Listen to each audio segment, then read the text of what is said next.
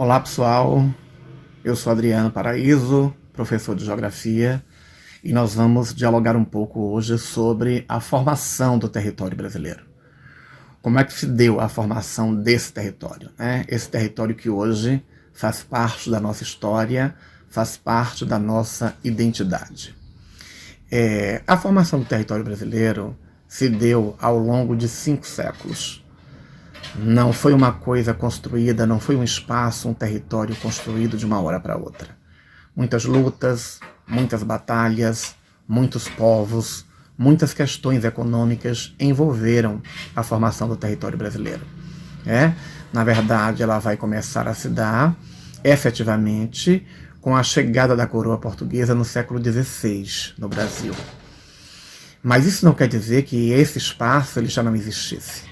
Ele já existia e não existia com o nome de Brasil. Mas já morava aqui nesse território mais de 5 milhões de índios, distribuídos em várias tribos, em várias daquelas áreas que hoje seriam as regiões brasileiras, mas que naquele momento não tinham o nome de Brasil. Esse território vai se formando lentamente. Primeiro uma sedução, uma conquista desses portugueses, desses colonizadores, com os povos indígenas nativos. A gente não pode esquecer também que a formação do território brasileiro ela vai se dar exatamente com a eclosão do capitalismo, com a primeira fase do capitalismo chamada de capitalismo comercial. Então, na verdade, o Brasil foi construído sob a égide da coroa portuguesa e no modelo de colonização de exploração. Não tivemos chance de escolher como é que o nosso país ia ser construído. Ele foi construído a partir das ideias europeias, especificamente das ideias da coroa portuguesa. Naquele momento, o objetivo da Europa era expandir os seus territórios fora da Europa, encontrar novas terras, se apossar das novas terras, explorar essas terras. E dentro dessa primeira fase do capitalismo, que é o capitalismo comercial, a Europa vivia a fase do mercantilismo e do metalismo. O objetivo maior era realmente encontrar pedras preciosas. Seria considerado, mas na verdade, a grande metrópole, a grande potência, aquela metrópole europeia que tivesse mais metais preciosos. De início, a ideia era outra. Então, assim, a formação do espaço geográfico brasileiro tem início, como eu disse, com a chegada dos portugueses e essa relação com os povos nativos, com os povos indígenas, ao longo dessa relação, eles foram escravizados, eles foram exterminados pelos povos colonizadores. Hoje, atualmente, quer dizer, no último censo realizado em 2010, nós temos na atualidade no Brasil apenas 817 mil indígenas. A formação efetiva do território brasileiro sob a égide da coroa portuguesa, ela vai se dar mesmo a partir de 1530. Por quê? Até 1530, a coroa portuguesa ela se fixou apenas em explorar o pau-brasil. Foram 30 anos de exploração dessa riqueza. Eles ficaram tão fascinados com a madeira, como eles poderiam utilizar esta madeira na produção de tintas, e eles exploraram tanto que durante os primeiros 30 anos de colonização, basicamente, essa riqueza ela deixou de existir, basicamente, resistindo apenas uma quantidade mínima daquilo que foi considerada a primeira riqueza brasileira, que foi o pau-brasil, e que, na verdade, foi a riqueza que deu o nome ao território, que, com o tempo, esse país recebeu vários nomes: Terra de Santa Cruz, Ilha de Veracruz, Terra dos Papagaios, até chegar realmente a se chamar Brasil, exatamente por conta desta madeira. E a partir de 1530 nós tivemos essa divisão do país com o Tratado de Tordesilhas, a divisão do continente, a divisão das terras descobertas, E na América do Sul ficou assim, na verdade. As terras a leste pertenceriam à coroa portuguesa e as terras a oeste da linha pertenceriam à Espanha, né? Então o Brasil ficou com Portugal, aquilo que é o Brasil hoje. E o objetivo das capitanias hereditárias, que foi na verdade como se fosse uma primeira divisão territorial do Brasil, uma primeira divisão regional do Brasil, era na verdade conquistar, né? Explorar a terra, povoar essa terra e comercializar produtos encontrados nessa terra. Como eu expliquei, nesse primeiro momento, a Europa vivia o capitalismo comercial sob a égide do mercantilismo, né? O objetivo era aquecer o mercado europeu, né? E com isso levar aqueles produtos que nós, enquanto país tropical, região tropical, tínhamos e que a Europa não dispunha. Nós vamos também perceber que, dentro do modelo de exploração, a formação do território brasileiro se consolidou como um arquipélago, um grande arquipélago econômico, né? A cada ciclo econômico, a cada produto descoberto e a cada momento que ia se construindo espaço a partir daquele produto, era como se fossem ilhas, mas isoladas, que não estavam integradas uma à outra. Por isso a fragmentação da formação do território brasileiro ao longo de cada ciclo desse. No século XVI, nós tivemos o primeiro ciclo econômico, que é o início do ciclo da cana-de-açúcar após a exploração do pau-brasil, né? Esse ciclo da cana-de-açúcar, ele foi importantíssimo para o Brasil.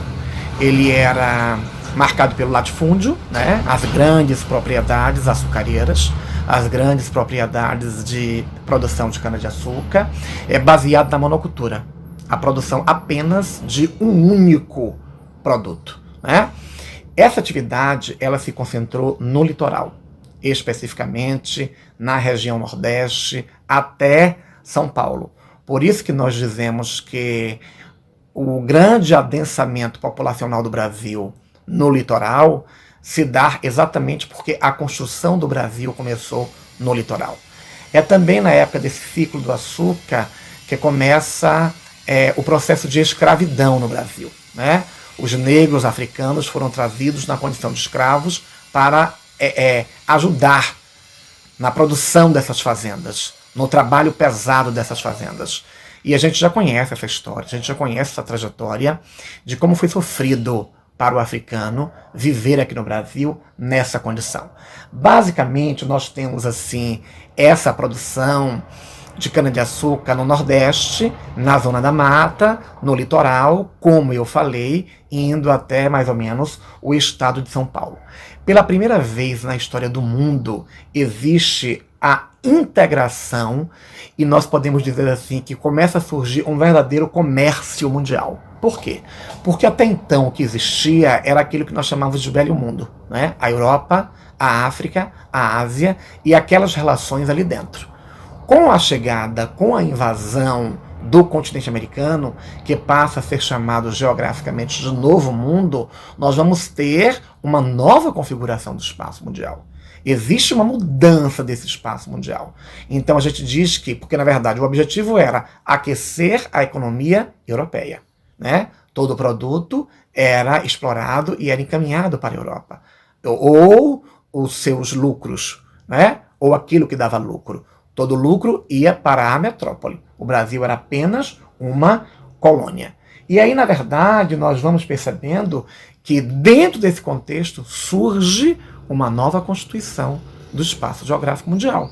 Porque, na verdade, a América passa a ser incluída neste que nós vamos chamar de mapa mundi, né? Esse espaço que nós conhecemos hoje, né? Com essas grandes navegações, com a chegada dos portugueses no continente americano, isso vai se formando. Saindo do ciclo do açúcar, que durou todo o século XVI e não se encerrou nele, porque se estendeu por outros séculos, nós tivemos no século XVII a expansão do território para o interior, com as entradas e bandeiras.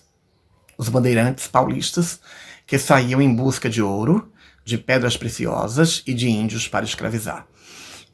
Ao longo dessas caminhadas, outros ciclos econômicos foram surgindo. E isto vai fazendo com que o território brasileiro vá sendo ampliado, sempre no modelo de exploração e baseado no modelo de arquipélago econômico, né? Como se cada ciclo fosse uma ilha isolada. Não existiu integração entre elas. Nós tivemos aí outras atividades econômicas que surgem no Brasil no século XVII, ao longo do século XVII. O fumo, no litoral nordestino, especificamente no Recôncavo Baiano, a criação de gado no Nordeste, né, ao longo do Rio São Francisco, as drogas do sertão, cravo, canela, castanha, cacau, na Amazônia, e a pecuária também no São Paulo, se estendendo até a região sul. Eram novos ciclos econômicos que surgiam. Então o Brasil vai sendo formado a partir desses ciclos. E nós temos a interiorização do país, né?